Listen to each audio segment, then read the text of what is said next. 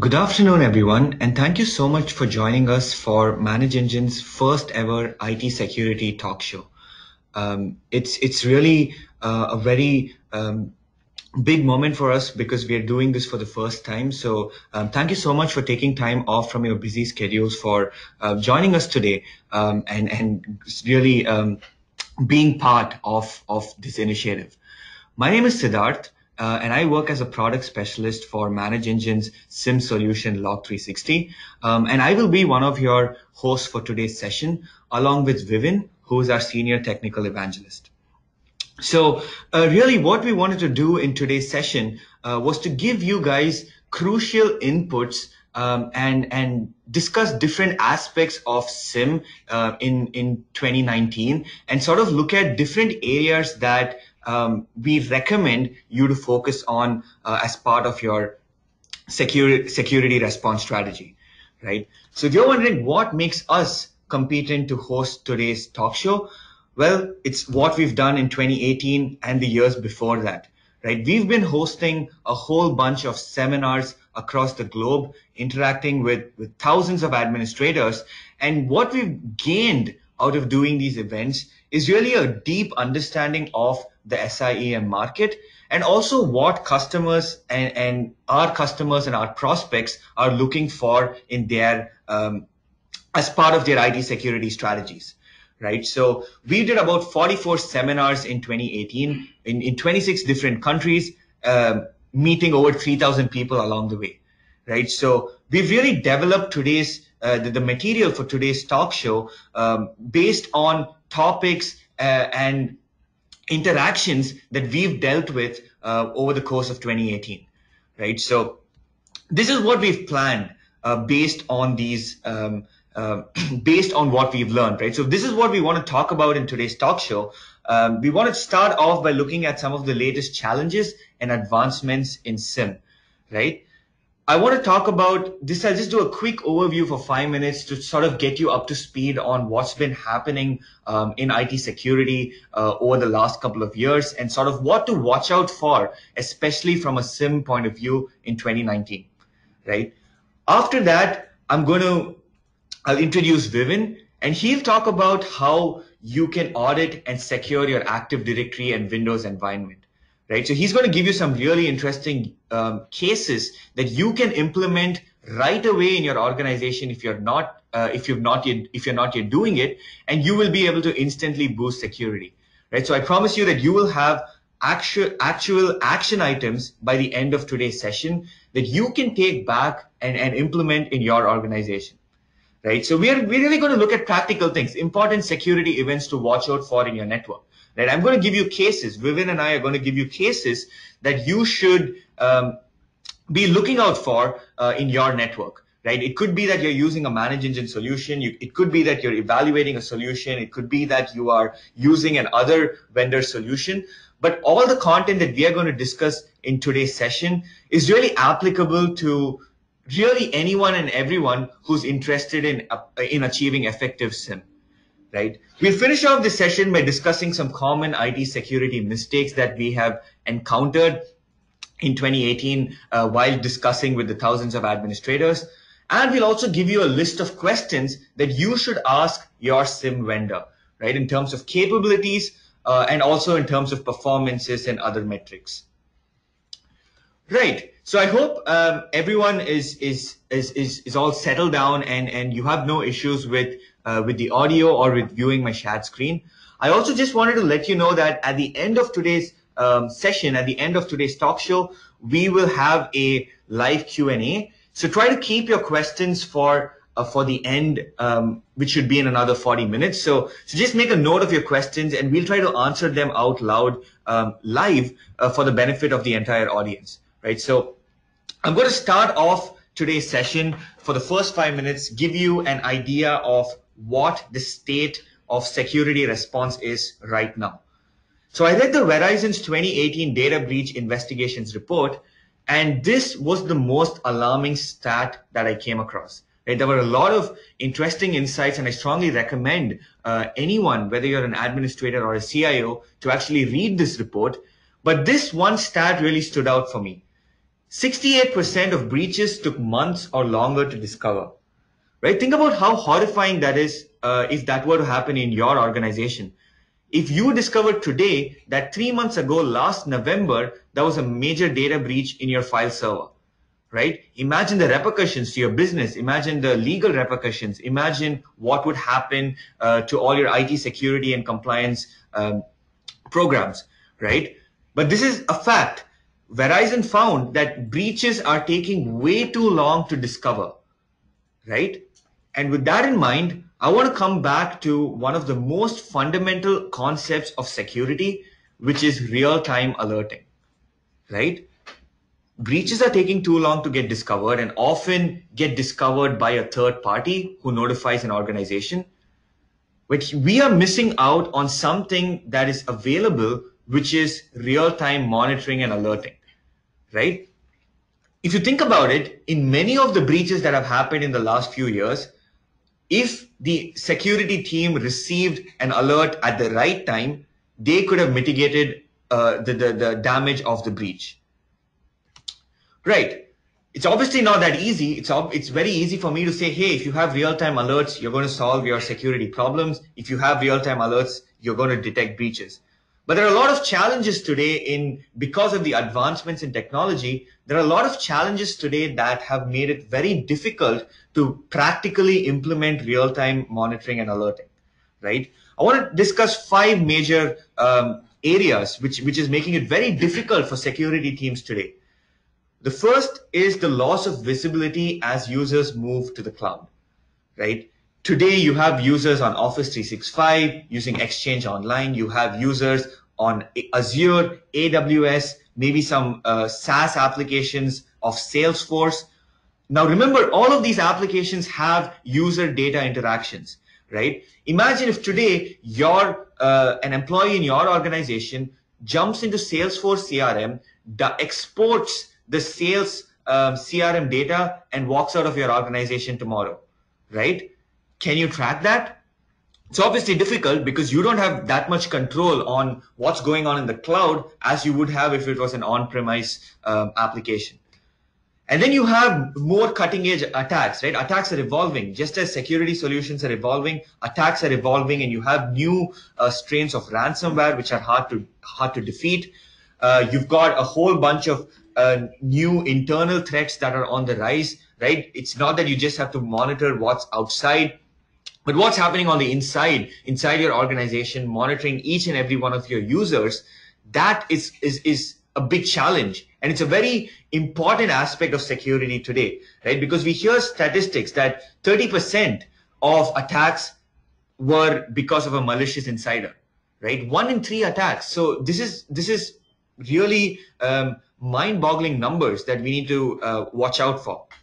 And then you have IoT, Internet of Things, which is connecting more devices on a network and which is increasing the attack surface for an attacker to get into your organization, right? And if that wasn't enough, you've got new regulations, governments coming up with data protection acts such as the GDPR. A lot of you are joining in from Europe today, so you would know for sure what I'm talking about in terms of the challenges that it's posing to security teams today, right? And you've got a lot of breach reporting requirements that make it mandatory for you to report data breaches to the authorities within a stipulated time frame, right? These are all things that every CIO, every security team has to watch out for in 2019 and beyond. But let's not lose hope. SIEM solutions have been reinventing themselves. Right? SIEM solutions have been around for a long, long time, and they've been around for 10, 15 years. But SIEM solutions have constantly evolved and adapted to the requirements of the market, right? A lot of people sometimes are skeptical and they ignore having a SIEM solution in their security arsenal. But the fact is that SIEM solutions, especially if you're using the right SIEM solution with the latest features, such as the ones that you see on the screen, you will be in a much better position to mitigate attacks, right? Because you've got advanced correlation engines, advanced analytics. You've got tools that can go into the public cloud and actually give you inputs into what's happening in your public cloud applications. You've got new age techniques that we'll touch upon over the course of the talk show on machine learning and user behavior analytics. Threat intelligence has become a huge aspect where you're able to block known malicious sources even before they can cause real damage. And you've got a whole bunch of integrations that can be done with your SIEM solution to improve and accelerate threat detection and response. Right. I've talked about giving you a simple overview here. I've given you a basic idea of where we are at in security in 2018 and going forward in 2019. I've talked about a lot of this jargon that you see, machine learning, user behavior analytics, and things like that. But what I strongly recommend is really to start with the basics, right? And I'm going to hand it over in a minute to Vivin, who is our senior technical evangelist, who has been working extensively with Active Directory and Windows environments for 6 or 7 years. Over the course of these years, he's gone to he's been a speaker at more than 100 events and interacted with so many Active Directory administrators and IT managers that he has some amazing insights on how the most simple things that we would take for granted, that we would assume that every organization is staying on top of, are often ignored. And Active Directory, which is the most used service, is really the least audited and creates a lot of issues from a security point of view, right? So I'm going to hand it over to Vivin, who's going to take us through auditing the Windows security log and looking out for crucial events and crucial event IDs from these log messages in order to detect different attacks at different stages, right? So over to you, Vivin. Thank you very much, Sid. A very good afternoon to everyone present here. One thing that I love about my job, that is being a technical evangelist, is I get to interact with administrators, which means I get to know some of the problems that they face with regards to security auditing. Now, with that little bit of experience in hand, what I've done here is I have consolidated a few security auditing use cases that can be put to use in any organization, be it of any size, small, medium, or large, or be it of any industry that you are into. So before starting about the use cases, or before sharing the use cases with you, I thought it would be better if I start with an example, because the slide that you see on the screen is the example that I'm going to use. And this example resonates well with the security cases that I'm going to be talking about in the forthcoming slides. Now, I was a user of Fitbit, past tense, right? So I have a Fitbit watch, and I had a Fitbit watch, and that Fitbit watch always gives me details about the number of steps that I walked, the distance covered, my heart rate, my sleep pattern, so on and so forth. So that can be considered as raw data which you have in your environment, any environment for that matter, which you have in your Windows logs, which you have in your database logs, in your application logs, in your firewall logs. So that's raw data. Now that doesn't make any sense to me as an end user. So that's when Fitbit actually came up with an idea of giving us a mobile app, right? So I have this cool mobile app from Fitbit. So I log into the app and then I get to see information, right? You have numbers, you have reports, you have bar charts. Now, again, that is cool, but that is of less use for me because I'm not able to take any action with that information in hand. Now, if I make one change to the existing information that I have in hand, I will then be able to transform raw data, which is 7,442 steps, to actionable insights. All right. And that change is I add an indicator to the existing information that you have. All right. If you take a look at the screen for a minute, you'd be seeing a pink line, a dotted line. That is an indicator. Now that indicator tells me, I mean, keeping in mind a Fitbit, it tells me that I have to walk an additional 2,000 odd steps to complete my weekly target. Now, if you give me that insight, now I'm all set to complete 2000 steps and attain my weekly target. Now I can use the same approach to my existing SIEM solution. Your SIEM solution that you have right now in your office gives you out of the box reports, right? Which is information. Now, if you add indicators to the existing information that you have, that again becomes actionable insights. That's the whole point of my session for the next 10 to 15 minutes. And I'm going to be sticking to one vertical here, just because we are pressed for time. I'm going to be talking about the Windows auditing part, and Sid will be talking about the other parameters that we'll have to audit. So let's get started with our first auditing criteria. The theme of my session is going to be key Windows Event IDs to track, right? So let's get started here. Disclaimer. So I am not going to be discussing about the common use cases that you'd be seeing in SIEM solutions or SIEM installations that you have in your office. Now, what I've done is over these couple of years, or let's say 2018 to be more specific, I've had this opportunity of interacting with administrators. So I get to know some of the not so common cases that the administrators face with regards to Windows auditing. I've actually consolidated all of them for you. So if you do not have the cases that I'm going to be discussing about in the next few slides, please make use of this information and feed this information to your existing SIEM solution, be it from any vendor. I think this is going to be of a great help to administrators who are trying to actually improve the efficiency. All right. So feeding your SIEM solution as many indicators of compromise as possible is the only way by which we can learn from an existing attack and improvise. Okay, condition number one, you can maybe call it, let's say, stage one of an attack kill chain. Okay, I'm not going to be talking about the common ways by which you can compromise a credential, let's say by brute forcing it, by rainbow table attacks, or by, let's say, using any other form of common attack patterns. I'm going to be talking about password spraying, a different kind of password spraying. Now, if I try to actually attack a credential, okay, now the target for my attack will be some of the common accounts in Active Directory.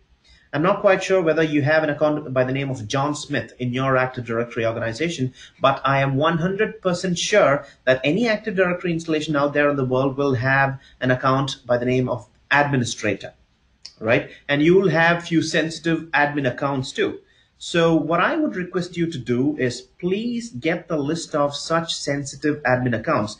They can be a list of 10, a list of 20 or 30 admin accounts. They can be even application admin accounts, right? Now, get the list of 10 or 20 or 30 accounts, depending on the size of your organization. And I want you to look out for the event ID 4625 and event ID 529 or 675. I mean, by the way, the slide deck will be shared with you, so you need not take a note of the event IDs that you're seeing on the screen right now. All this will be sent to you, emailed to you in a day or two. So the event ID 4625 tells you whether there's any kind of failed logon activity for your user accounts. And our target accounts are going to be sensitive admin accounts. And if 4625 is recorded by let's say some of your sensitive admin accounts, and all of them happens in less than 5 minutes, then it could be a possible user password spraying attack, right? This is one condition that I want you to track.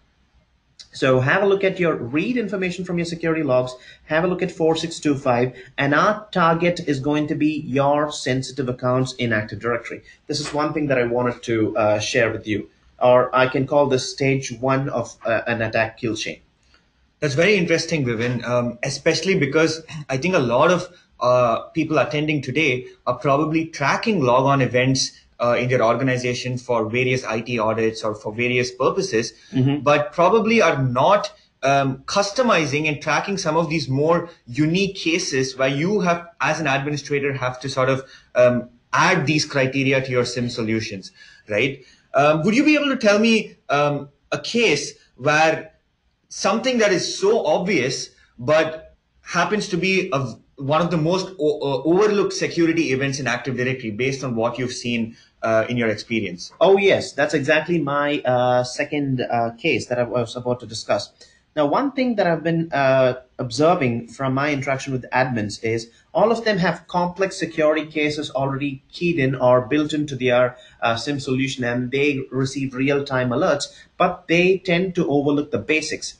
Now, with regards to Active Directory, when I say overlooking, the basic auditing criteria is not tracking or not auditing your top security groups in Active Directory. Now, just think of a scenario. Now, every Active Directory installation out there has the topmost group in Active Directory, let's say the enterprise admins. If I add a helpless technician, okay, be it through direct group membership modification or through nested group membership, if I add a user by mistake to the enterprise admins group, and if you're not tracking who's being added to the group or who's being removed from the group, and if that helpless technician turns to be a rogue insider, would that be of a concern for you? Yes, of course, right? So this is one thing that I would like to emphasize. Take get the list of top groups in Active Directory. It can be common groups. It can be the admin groups that you have created. You can even create application admin groups that are tied to business applications in your infrastructure. Now watch out for event IDs 4732, 2856, 632, and 636. The group can be of any scope. It can be local, it can be a universal, or it can be a global group. But please watch out for these event IDs, because every time an inappropriate user is added to a top level security group in Active Directory, by the way, those top level groups or members of those top level groups can make or break Active Directory. They are basically the keys to your kingdom. So you should be watching out for who's being added or who's being removed from those groups in real time. Because if those groups are left unmonitored or unaudited, that becomes a bit of a problem. So this is one case that I feel like at least some of the admins tend to overlook. All right. So the next case that I would like to discuss, or you can maybe call it stage 3 of an attack kill chain, is new service installation. I mean, there are various cases or security cases that you can write for lateral movement, for detecting lateral movement. Now, one indicator of compromise of a lateral movement is installation of new service accounts. I'm not saying that whenever you see a new service, it's a threat. No, I'm not saying that. All I'm trying to say is, what if you have a new service on your workstation? Even worse, what if you have a new service in your server and you have no changes in plan, right? A change of plan was not in place, and you have a new service account. Now, attackers, when they compromise an account, be it a user account or an admin account, wouldn't be using that account to actually laterally move across your network. It doesn't make sense, because if if the account is trapped in one server or the other, then the chances are the account might get disabled. So what I would do as an attacker is, when I get into an organization or compromise an account, I would try to create a relay account and use that relay account to laterally move across the network. So even if the relay account gets compromised, I still have the keys to your kingdom. I can maybe create another relay account.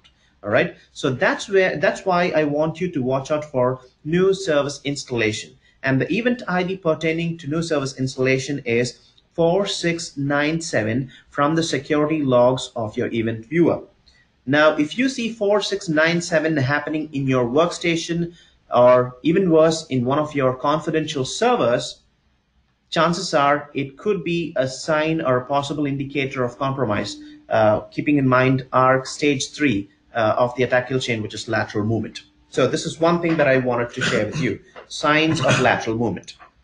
So those are some interesting security auditing cases from Vivin, especially because you're able to track an attack at 3 different parts in the kill chain, right? Right from a credential compromise to the lateral movement, right? So these are important indicators related to your Windows security log, and these are all important activities that we need to track, right? Right from credential compromise to escalation of privileges to lateral movement. So these are good security auditing cases. Now, Vivin, can you give me a case where security auditing, the auditing of the log is important both from a security point of view as well has some administrative benefits. Okay. I'm not being overconfident here, but I'm pretty sure that 99.9% of all Active Directory installation out there on the globe, no matter of what size they belong to, have this common problem, which is account lockouts.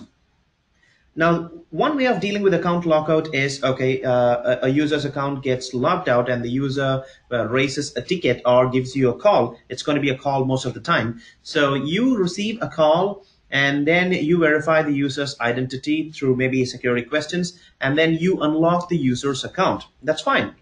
Now, what if the same user gives you a call in exactly 2 minutes or 3 minutes or 5 minutes saying that the account is locked out again? All right, this is now in the lines of security as well as an administration issue too. So the point that I'm trying to drive here is whenever there is an account lockout, it is very important that we understand the source of the lockout. Okay, the event ID from the security log that's going to give you the source of the lockout is 4740, which basically reveals the source machine that is initiating the lockout. All right. And you will have to correlate 4740 with 4625, which is the local login failure event. So when you bring these two events together, you will be able to pinpoint the exact source of a lockout. Now, imagine this, okay? A user calling you saying that the account is locked out, and you able to run a report, and that report correlates these two event IDs that I just mentioned, which is 4740 and 4625, and it gives you 9 or 8 possible sources where the account could be configured. And when there is a hit in any of those sources, you get to know the exact source of the lockout. And if there are more than one sources that is actually causing the lockout, it could be maybe a stale credential of that user account not being updated in one of those sources, right? So it's very important that we understand the source of the lockout. So this is going to be beneficial not only from a general administration standpoint, but also this is more in the lines of security too. All right. So this is something related to security, at the same time related to general administration of Active Directory. Now, the next case that I'm going to be discussing about, or perhaps the last case of my security tips, is not exactly related to the security logs of the event viewer in Windows, but it is more related to the Windows boxes. Okay, why Windows boxes? Now, every Windows box out there in the world, at least the sensitive Windows boxes, be it a workstation or a server, will have an instance of antivirus running on them. Okay, now if I ask you a question, how many of you trust antivirus softwares?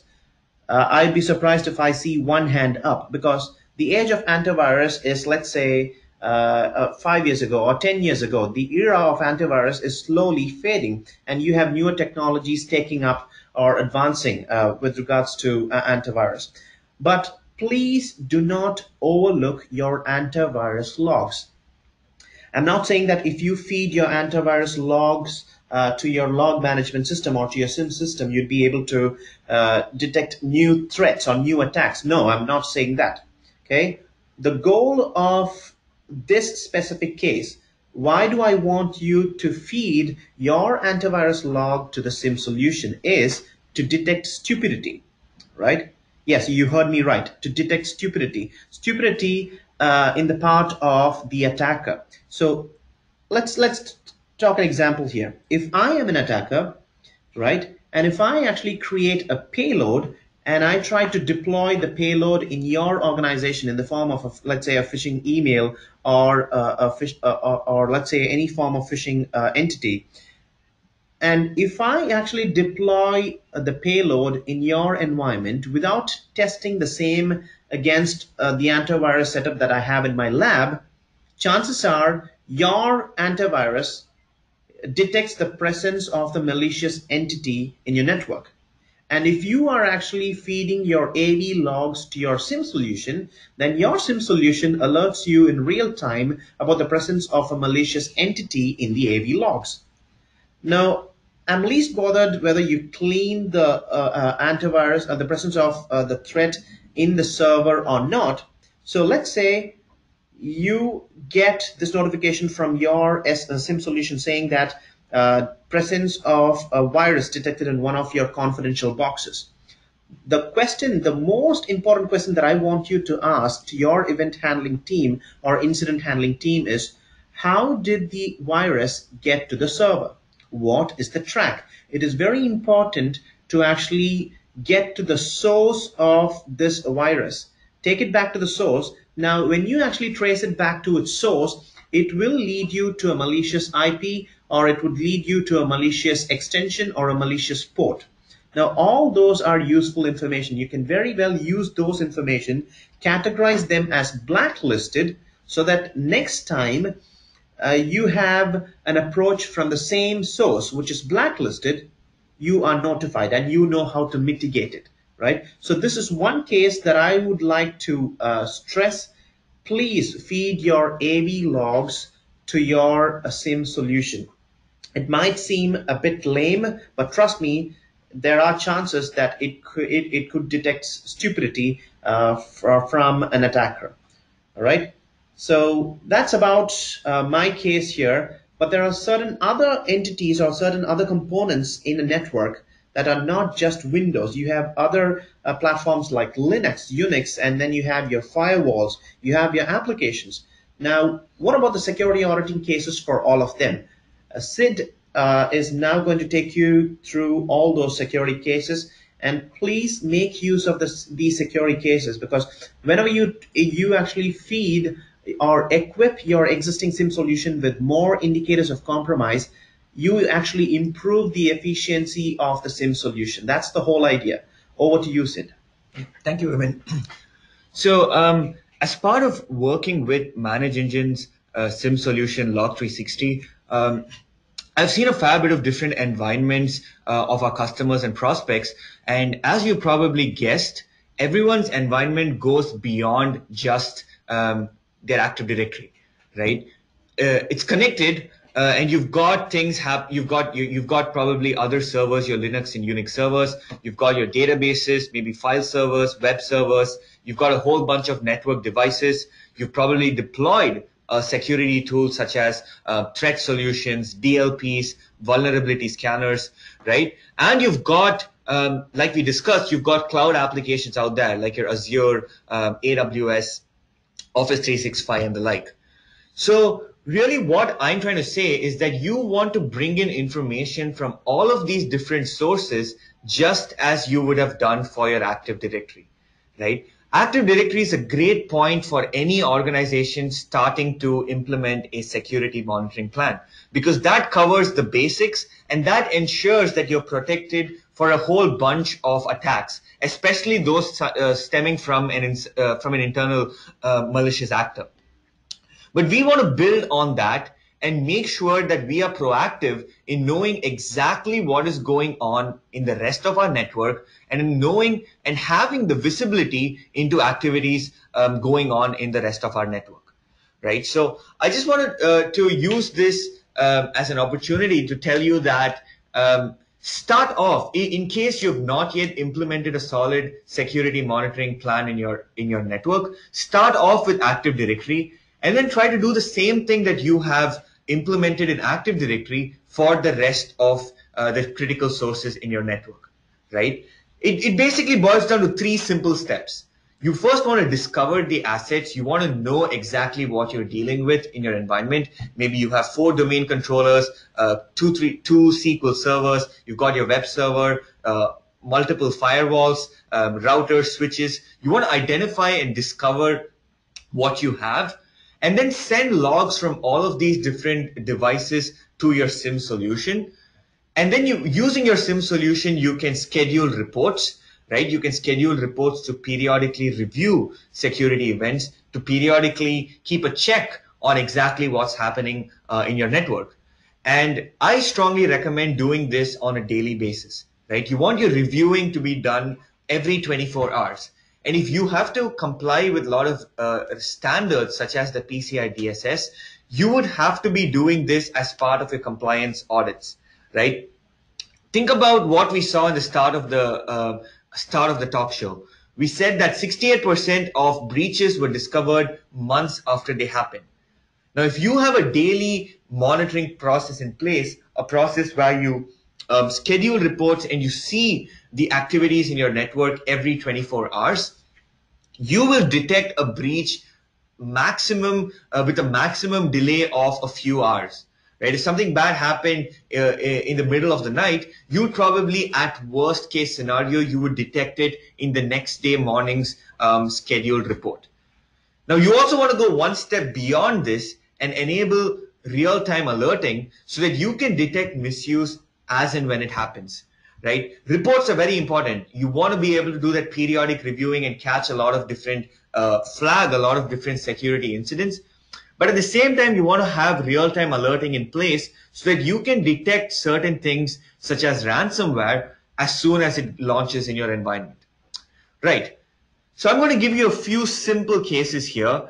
Vivin gave you some good tips on what you can watch out for in your Active Directory and what events to track from your Windows security log. I'm just going to build on that and give you a few general cases on what else you can look out for, not just in your Windows environment, but in the rest of your network as well.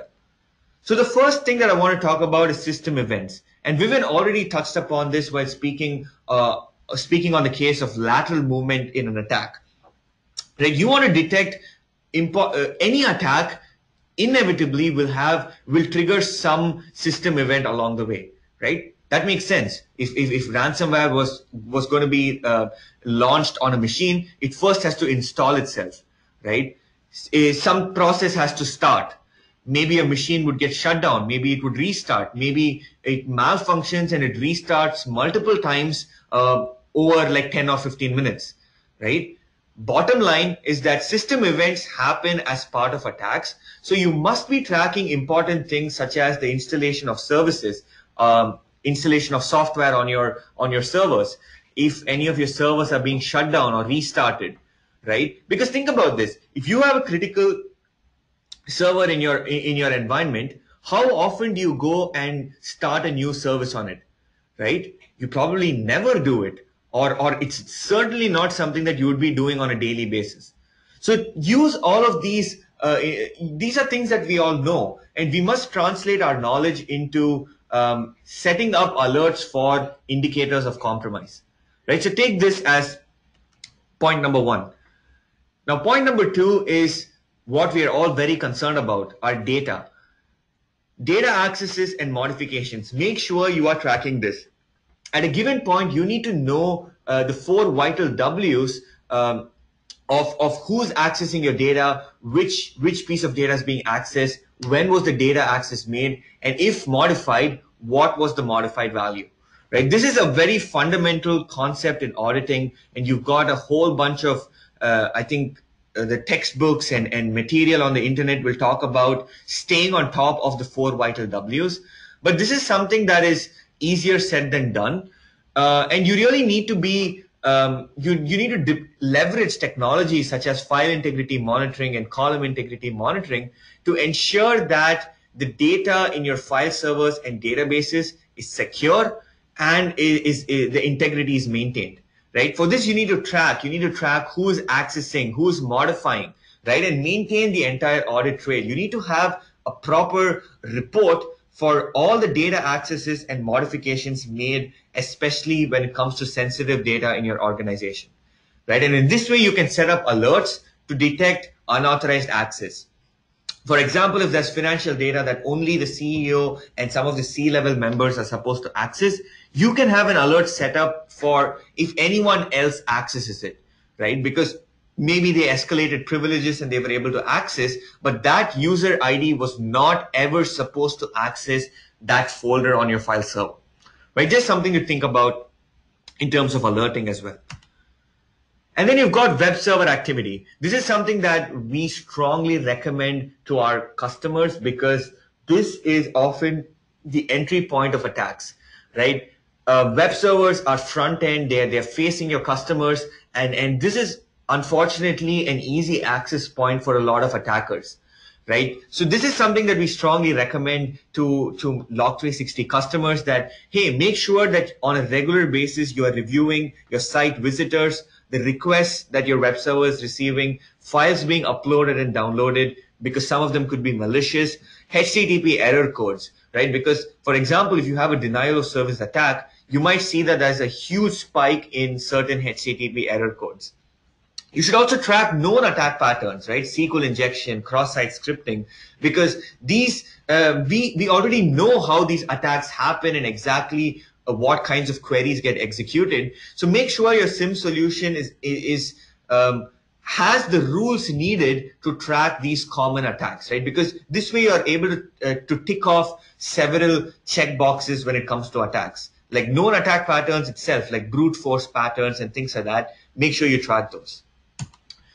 And then there's firewall traffic, right? At a given point, you need to know whether the traffic in your network, the traffic passing through your network is healthy or malicious. So you need to know, is your firewall, which are the connections that it has allowed and which are the connections has it blocked? Because is it blocking an IP address continuously? Because that is an early indicator of a potential compromise. Is because if someone is trying to breach your network and your firewall keeps blocking it, you already know that someone is up to no good, right? And you can maybe permanently block that IP address. And then, so how you go about this is really to track your traffic based on the source, where it's coming from, destination, where it's going to, and the protocol. Because this is very important to create these baselines of normal security activity in your organization so that you know what on a given day, what kind of traffic passes through your network, right? So if you suddenly see that there is a massive spike in SSH traffic, you know that there could be a compromised server in your network, right? If you see that there's suddenly a huge spike in the traffic that is outgoing from your network, again, you know that this could mean that there is a compromised host that is sending information. So the reason why we stress upon firewall traffic of all things is because this is a good way to detect attacks at an early stage, right? And sometimes because firewalls are so important, you might see that in certain attacks, we've seen cases where firewall rules have been modified, right, to allow access to an IP address that is supposed to be blocked. So really anything associated with your firewall is something that you want to track, because even in a worst case scenario where you have a breach and you want to backtrack the attack, the data of network traffic that is passed through your firewalls is going to be very important, right? If you find that a database was compromised, you need to backtrack and see who did the compromise, where did that IP address come from, when did your firewall allow the traffic, right? And you want to perform these search operations and investigate web server activity and all related resources to understand exactly what happened in the event of a breach. So this is something that's very important, because logs at the end of the day are what's going to help you not only to detect an attack that is happening, but also after an attack happens, you need to revisit your logs to investigate. And that brings me to my final point that I want to talk about, which is tracking logging policy changes, right? We know how important our logs are. Like I said, logs are what logs are what help us catch attackers. And attackers know that, and they try to change your logging policies and they try to shut down your logging services so that they don't get caught when they carry out an attack. So we have to be proactive and also detect when someone changes the logging policies, right? Who would go and shut down your syslog service? Only someone who's up to no good, right? Because why would they shut down your syslog service or event log service? So sometimes you've collected the logs and people try to tamper with the logs to cover their tracks, right? You've collected logs that say that this user ID logged on and did this file access, and maybe that malicious actor goes and changes or tampers the logs, which itself is an indicator of compromise, right? If someone is trying to tamper with these logs, you know that they're up to no good. So I just wanted to finish the cases that I had in mind with the most fundamental thing of tracking logging policy changes, because this is what SIEM is all about. Logs are so important that you want to make sure that you're receiving logs, you're receiving reliable, and the logs once collected are reliable for investigations. So anyone trying to tamper with these logs or logging policies, you must catch that then and there. Awesome, awesome. Thank you very much, Sid. You've covered some of the non-Windows cases or the predominant cases that you should be thinking about when you actually deploy a SIEM solution. And again, these are customized cases and not your regular cases. Now, I wanted to actually switch tracks and ask you something else. Now, you've been traveling around the world, you've been interacting with administrators, all kinds of IT folks, and you've also deployed SIM solutions in organization in person. So, over these couple of years, from your observation, do you have something to share with our audience, something like common information security mistakes that you see in organizations? Oh, yes, you have a slide on that. So over to you, Sid. So let's talk about certain things that a lot of organizations, and you'd be surprised that some of these are large enterprises with big security teams. There are certain IT security mistakes that we've seen, right, while interacting with our customers. And with regards to SIEM solutions, one of the biggest issues is that people configured SIEM solutions and it ends up being too noisy or too quiet, right? True. It, Sorry to interrupt. That's very true. So even I have seen cases where people actually enable everything for auditing, or they don't enable auditing at all. They just go with the default rules. They don't customize their auditing criteria.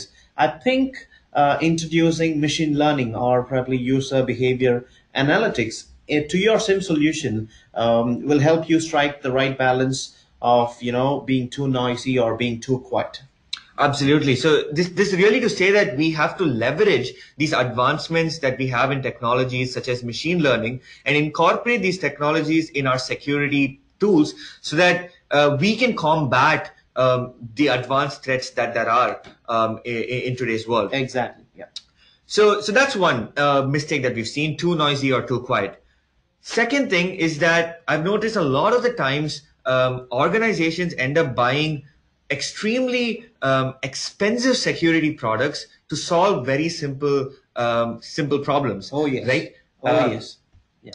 And they also, and sometimes what happens is, for example, all you might want is a report for group membership change in Active Directory, and you don't need $100,000 SIM solution to achieve that, right? It's really to say that often you might find that there are simpler, cost-effective tools in the market that can do your trick, and you don't have to have a traditional approach of saying that we would buy only a leader, in the market. So the point that you're trying to drive is when something is costing you less on your pocket, it doesn't mean it's less effective. Absolutely, absolutely. Okay. And this is also important. This is also to reiterate that you want to consider the cost of training your security team while buying a product, and also the cost of implementation, maintenance, and support. Because often, if you buy a very fancy security product and you suddenly realize that you need 10 months to just train your security teams so that they can start seeing results, I don't think that's going to help a first-time buyer. So if you're a first-time buyer of a SIEM solution and you're immediately looking at a tool that requires 6 to 10 months of deployment and training, I personally don't think that it would be worth pursuing such a solution. I mean, that makes sense. Whatever you said makes sense. Yeah. And then I think we see sometimes that some of our customers and prospects focus heavily on preventive measures and often neglect detection and response measures, right? I'm not saying that so antivirus, firewalls, patching mechanisms, these are all very important and they're always going to be important. But the state of security today is that you can't just focus on preventive measures because threats are inevitably going to beat the preventive solutions, and you need mechanisms in place to detect when things go wrong, right? So when things go bad, you need your SIEM solutions and your detection tools to really tell you that, hey, your first level of defense, your preventive solutions have failed. So now you can mitigate the attack before it becomes too late, right? And then And then here's another interesting thing. We see a lot of the time out of the box support and pre-built support is something that's obviously desirable, and all of us like it because it makes our jobs easier. But sometimes I think organizations go take it too far, and they have a fancy tool sitting there in their security operations center, and it's just running on autopilot, right? It's Oh, not yes. it's not doing anything fancy beyond what it can. I completely agree, because I've seen instances of SIM solutions where you download the solution, you install it, you configure it, and then you actually keep it on your shelf until an auditor steps into your own organization and then asks for a few compliance related reports. Or there's an attack, you just go to the application or call the vendor asking for certain reports that you need to be submitting to your auditors. So yes, rephrasing whatever you said, never allow your tool to run on autopilot mode. Always give room for customization. That's the point that we're trying to drive all throughout this. And the cases that you and I have shared allow administrators to customize their existing SIM solution. It's not something that comes out of the box. When you add more rules, you give your tool greater efficiency. Absolutely. So I think the real takeaway is that you want to leverage out of the box and pre-built rules for the basic things, but you really, to get full benefit out of your deployment, you need to look at cases such as the ones we have discussed today, and sort of incorporate those rules into your solution for getting maximum effect. And this brings me also to the final point that I've seen, which is a lot of the security teams deploy multiple technologies from multiple vendors, and all of these applications work in silos in their network, right? We a lot of the time security teams almost panic, and they buy tools to meet their IT budgets, and they have tools from a bunch of different vendors that are not working well together. And today, when you want to accelerate the threat detection and response, you need your tools to really talk with each other and pass on information so that you have a unified view of what is going on in your network, and you can really leverage all of these tools to the fullest. So what I recommend is that you need to have a clear understanding of your objectives and exactly what is your priority for 2019, right? So if your priority for 2019 is like for a lot of us, it's going to be data security and incident detection and response, we should make sure that the tools that we are procuring are aligning with our objectives and are not just random purchases just to tick different requirements in a compliance regulation. That's very important. Yep. So, Vivin, can you just talk us? We've looked at a few mistakes. Now, if people are looking at either evaluating tools or revamping their existing tools, can you talk about some questions that they can ask to either their existing vendor or a prospective vendor before evaluating a SIM solution? Absolutely. I even have a checklist for that. And the slide that you're seeing on the screen is that checklist. So if you are trying to actually move to another vendor, or if you're trying to actually evaluate a new vendor, so what I would request you to do is have this checklist in place, because this is quite important. All right. The first point in my checklist is ask your vendor whether the SIM solution that you're about to deploy in your organization supports for agent-based and agent-less log collection, because we have seen more often than not, there are areas in your network where you'll have to receive logs from, but you'll not be able to do so without an agent. So your SIM solution should be able to support for agent-based and agent-less log collection. Now that takes me to step two, right? Once after the log collection is completed, step two is how good is the processing rate of the SIM solution? Now, is it able to process 10,000 logs per second, 20,000 logs per second? Because we are not talking about logs from just one source. We're not just talking about SQL. We're not just talking about Windows. We are talking about at least 100 to 100 to 250 different sources in a medium-sized organization. And large size, the numbers are just in hundreds. So the log processing rate should also be considered when you actually go in for a SIM deployment.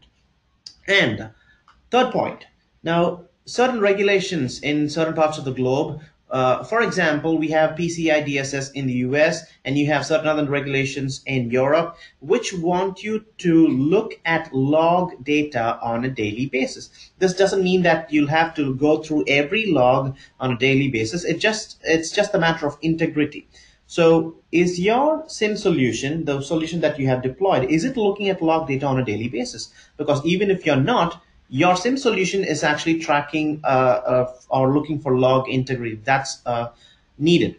Now, the fourth point is any SIM solution out there in the market will be bombarded with tons of logs over a period of, let's say, 2 years or 3 years, all right, depending on the log rate. So as the size of logs grow in an organization, the ability to perform fast and targeted searches will be of prime importance. So any SIM solution that you're about to deploy should give you the ability to search through or sift through logs in a fast and targeted manner. That's very important. Now, the most important of the entire checklist that you have in your screen is, can you set alerts on anything in the logs? Because every organization out there has at least one application which is homegrown, which means they're not out there in the market. They have built it in-house, and that application has logs, and those logs have a story to tell. Now, is your SIM solution adaptable or flexible enough to process those custom logs? And is your SIM solution, or does your SIM solution give you the ability to set alerts on the logs that you have managed to retrieve from that custom application? That's very important.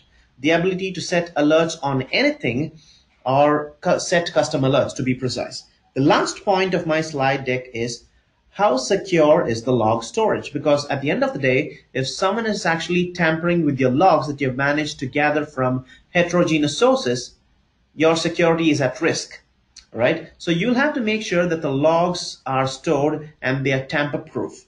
All right, to be more precise, they should be encrypted, they should be hashed and time-stamped. So all these are the checklists that you'll have to have in mind whenever you are actually trying to evaluate a SIM solution. And I'd like to quote Benjamin Franklin here, because I'm nearing the end of my session.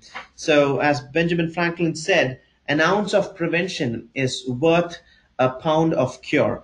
So you'll have to make sure that you are prepared enough so that whenever you are struck by a lightning in terms of an attack, you recover from it, you learn from it, and then you move forward. So over to you, Sid. So yeah, thank you so much, Vivin. This is just finishing up today's talk show. We didn't want to talk too much about ManageEngine's offering, because we really wanted this to be a knowledge sharing session where we talk about different cases that you could take back irrespective of whether you're evaluating or using ManageEngine.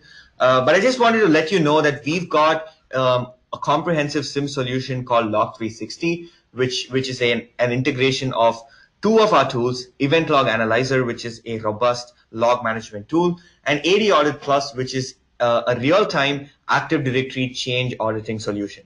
Right, so we've integrated these two tools. Event Log Analyzer helps you track and mitigate external attacks, and AD Audit Plus gives you an in-depth user context and sort of ensures that you can stay on top of internal threats as well. So I'm not gonna. You can if you are evaluating Log360, keep in mind what Vivin just said on the previous slide in terms of questions to ask your vendor. So we'll be happy to answer these questions either on the live chat or on support. This brings me to the end of today's talk show. It's probably, we've overshot by about 5 to 10 minutes because we're doing this for the first time, and it's been a really great experience for us to interact with all of you, via this medium. And we'd also like to know your feedback for the session in terms of what you liked or what you felt could be better, so that we could take these suggestions forward and host more such sessions in the future. Right? I'm also open here for live Q&A for at least another 2 to 3 minutes. So if you have any questions, do ask us on the live chat, and we try to answer at least 1 or 2 questions live for the benefit of the entire audience. And I think we've got a couple of questions that we thought we would answer while waiting for more questions. It looks like we already have a question here. Oh, in fact, a few questions. We'll just pick one. All right. So someone wants us to talk about honeypots.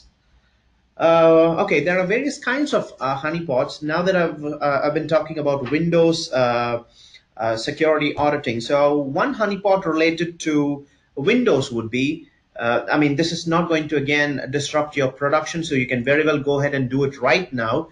This could be quite interesting. Now, any Active Directory installation out there has this account called the administrator, all right? Now, if you're trying to figure out which is the administrator, the SID of that account, the last 3 digits ends with 500, all right? So pick the administrator account. I want you to rename the administrator account, okay? Don't get scared. It's not that harmful as you think. Go ahead and rename the administrator account, maybe to John Smith or James Bond. Now, after renaming the administrator account, I want you to create another account in the name of administrator, and I want you to track for logon failures for that specific account, all right? So every time a user is trying to authenticate against your DC with a common well-known account as administrator, it could mean something to you. If it's an insider, walk to the desk and have a word with them and get things sorted. If it's an external IP or port that's trying to establish a communication against your DC, then it's trying to blacklist that port and IP address. So that's one honeypot that I wanted to share, renaming the administrator and then tracking for logon failures for the dummy administrator account that you created. You want to share something related to maybe a non-Windows criteria? Well, we've got a few more questions coming in. There's this one question on what are the events that I should track on my SQL server. Well, I think it's obviously not a straightforward answer, but you really want to focus on 3 different areas. One being your DDL and DML auditing, right? You want to really track who is creating tables, who's inserting values into tables and that sort of thing. Very similar to what you would track on your file servers, right? You want to make sure that you're on top of your data manipulation language and data definition language auditing. You want to make sure that you're auditing database server activities, right? And the same idea that we saw in Active Directory of privilege escalations. You want to make sure that your database roles, your admin roles are being assigned properly, and no one is having, no end user is having the admin privileges, right? And a third thing that I can think about is the known attack patterns that we saw, right? If it's something like a SQL injection, you want to make sure that you have alerting and reporting rules to detect these known attack patterns, right? So it's not, we'd like to take more questions such as these on the live chat. We'll try to answer them. We'll type out and send you personalized answers. But apart from that, if you have any more questions, do email us log360-support@manageengine.com. Unfortunately, we've just about exhausted our 1 hour limit for today's talk show. So we won't be able to answer your questions out loud, but do keep the questions coming if you have any on the live chat, and we'll answer them for another few minutes. Apart from that, I just wanted to let you know that we'll send you the recording of today's session along with the slide deck, some other useful, relevant material in a couple of days, right? So we'll have all this sent to you. So just stay tuned and wait for our email. We'll also be sending you a complimentary 45-day license of Log360. So if any of you are interested in evaluating the solution, that would be a good starting point to kickstart your evaluation, right? So as always, keep in touch with us via email. We'll drop in an email within a couple of days, and you can get in touch after that as well. Thank you so much for joining us today. I hope today's session was enlightening and gave you insights that you can actually take back and implement in your environment. So thank you so much for joining us, and goodbye from me and Vivin as well. All right. See you. Bye-bye.